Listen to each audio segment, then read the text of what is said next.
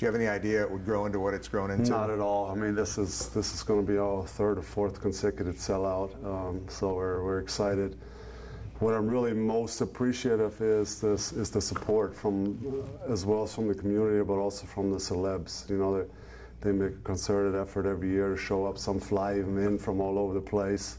The Cowboys have been incredible, showing up every year and supporting it.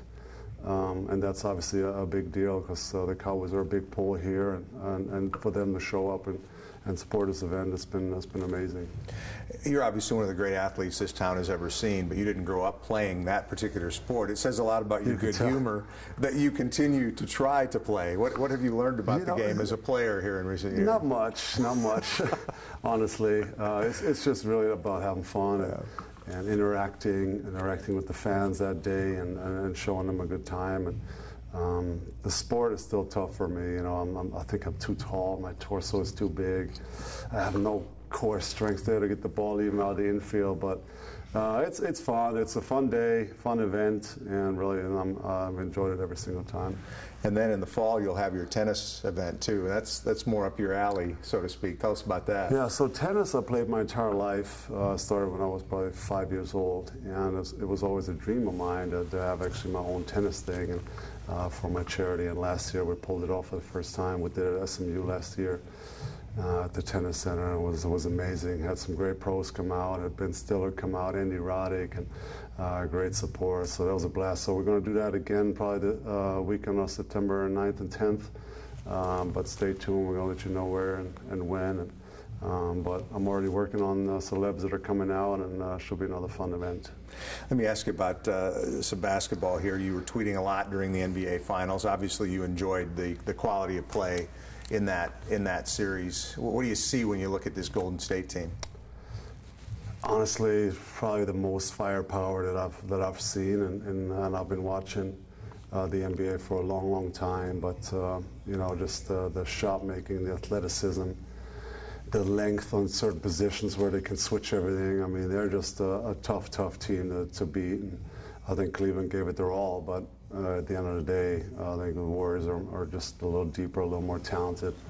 And yeah, I mean, when a team wins 73 games last year and you add probably, if not the best player in the world, but the second best player in the world to that team, I think it was probably pretty obvious who was going to win it this year. I think the only thing that could have stopped them would have been some injuries. And they were healthy at the right time. Obviously, KD missed some time during the regular season there, but you know, they were all healthy at the right time. And I think injuries would have been the only thing that could have stopped them. Even though the TV ratings were really good, obviously there's a school of thought that says it's bad for the league to have it be kind of a foregone conclusion that one team is going to win. You buy that at all? Yeah, I mean, if you look at the regular season and the first rounds of the playoffs, I think that's where it gets boring a little bit. You know, you used to have your seven game battles in round one, round two. I remember in like 2002 or 2003, we had a 7-game first round, a second round, and then we lost to the San Antonio, I think, in 6. But I think it just takes some of the fun, some of the enjoyment, some of the excitement out of the first rounds. I mean, Golden State lost basically 1 game all playoffs. I mean, swept their way through round 1, round 2. And, I think that's tough. But the final stuff was incredible. I think that was everything that was announced. It came through. I wish there was another game. I wish Cleveland would have stole game 3 where they really were up down the stretch and just had a bad run the last 2 minutes. So that we could have all enjoyed it a couple more games. But yeah, like I said, the shot making, the athleticism up and down, the playmaking, it was an incredible series to watch. Just marked 6 years since you guys won your title. Does it seem possible that it was six years ago? Man, it seems 26 ago, honestly. But it's always great memories. That June 12th day, which I'll always remember. It's a day after my dad's birthday, so it was kind of, for him back then, it was like a birthday gift. And so I'll always remember that day. And then I go on Twitter and I see all these old photos of us hoisting the trophy and me hugging Jet and the kid. And that always brings back great memories. And I'll obviously never forget that day or that whole summer for the rest of my life. Barkley made some news by saying that Dirk did it the right way. He didn't just glom onto a team that was already headed to a championship. He stuck with his team and took them there. You take some extra pride in that? I mean, for me, it was just the way to go. You know, the way I grew into this city, into this franchise from the beginning, and then Mark really supporting me and making me his franchise player. And this is how I always envision it, that I stay here, stay with one franchise. But at the end of the day, I think in 20, 30 years, if you look back, nobody's going to ask, how did Kevin Durant get his championship, you know, or how did Dirk get his championship? At the end of the day, it's how many rings did you win. But for me, this was where I wanted to win it, and when it happened, it made it super special, you know, to see the fans that stuck with me through so long, through all the disappointments, and obviously the staff here and all these people that supported me. So that made it, for me, it made it extra special.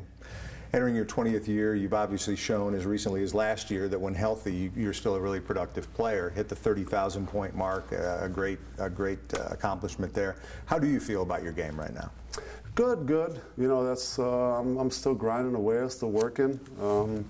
Had a little setback, I gotta say, with the Achilles last year. I was a little worried it didn't heal right. And, I was out basically for almost off and on for 2 months, and it was frustrating.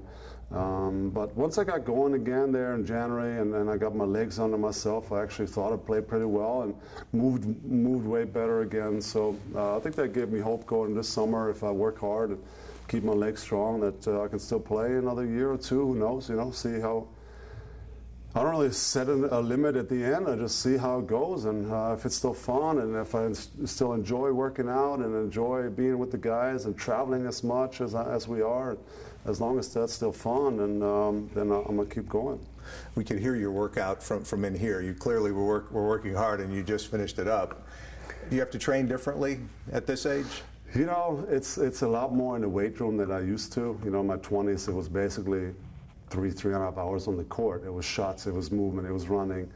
And now you work different, but the same load, or even more, even longer. But a lot of legs, just keeping them strong, some movement stuff, and then shooting only a bit. I mean, I shot today maybe 30 minutes, and that's about it. You do a lot of stretching to stay mobile, so as mobile as I can be, I guess. So it's different work, but it's the same workload, or even more, to kind of stay ready, to stay at that level, and yeah, I still enjoy it. So that's a good thing, I guess. You've had so much success in your career. Is there any frustration in knowing that, barring something really unusual here in the next couple of years, you're going to finish with a team that's going to have to really work and struggle just to make the playoffs? Yeah, I mean, that's obviously wasn't ideal. You know, when we won the championship and we had this crew together and this bond, we were hoping that we're going to stay together for the next couple of years, and maybe even have another run at it. But you know, I think the lockout kind of messed us up there a little bit. We made some decisions as a franchise that turned out to be not the greatest, and now we went for the cap space and try to get free agents every year, and that really hasn't worked in our favor that much. So it's been a tough couple of years, but you still got to enjoy the ups and downs, the working hard, the working through tough stretches in the season, and that's, I think it's part of it. You know, not every team could just win 73 games. You know, it just doesn't happen like that all the time. So you got to enjoy the good as well as the bad. A couple of final things with the draft coming up. I wonder what you remember about that night in 1998 when you were drafted. So, you know, I wasn't sure if I was going to come to the U.S. at the time. You know, I was 20. I only played in the second division. I was a little worried if my body was ready. So I didn't even go to the draft. Our draft back then was actually in Toronto. They didn't do the whole New York thing every year. So I was in Toronto, and I didn't even go that year because I figured, you know, I might not get taken. Somebody might take me, and I might stay in Europe. I'm not sure. So I was in Germany, I remember, and I worked out at Holger, and I might have stayed close to Holger's place or something like that. And we got a call, basically. Holger got a call in the middle of the night, and they said, yeah, Milwaukee picked you, but Dallas traded for you. And we're like, at 9? Are they insane? I mean, what about if I'm not coming? They basically wasted a lottery pick, right? So it was some sleepless nights there, and then, you know, Donnie and old Nels flew over, and Ross Perot Jr. at the time came over to my hometown, and they kind of talked to me, and then I said, okay, I'll come over and look at it and meet some of the players, and I did that, and it was amazing, and Finn and Nash were incredible to me right away, and so I said, okay, I'll come, but it was a nerve-wracking time at the time because I wasn't quite sure if I was good enough to make it.